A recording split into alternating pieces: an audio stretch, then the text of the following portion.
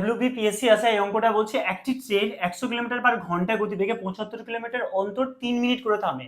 কত সময় পর ট্রেনটি 600 কিলোমিটার দূরত্বের গন্তব্যে পৌঁছবে? ট্রেনটি যদি না থামতো তাহলে 600 কিলোমিটার যেতে তার কত সময় লাগতো? 100 কিলোমিটার পার ঘন্টা মানে হচ্ছে 1 ঘন্টায় যায় কত? 100 কিলোমিটার। তাহলে 600 কিলোমিটার যেতে তার কত সময় লাগে? 600 ডিভাইডেড বাই 100 সমান, এটা কাটাকাটি করলে 6 ঘন্টা হয়।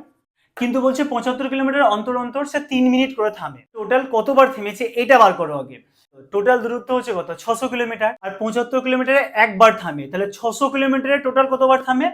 600 কে 75 দিয়ে ভাগ করলেই টোটাল কতবার থেমেছে এটা বার হয়ে যায়। এটা ভাগ করলে হয় তোমার 8। তাহলে টোটাল ট্রেনটি কতবার থেমেছে? 8 বার। কিন্তু একটা কথা চিন্তা করে দেখো যে লাস্ট বার যখন থেমেছে তখন কিন্তু গন্তব্যস্থলেই পৌঁছেছে, এক বাদ যাবে।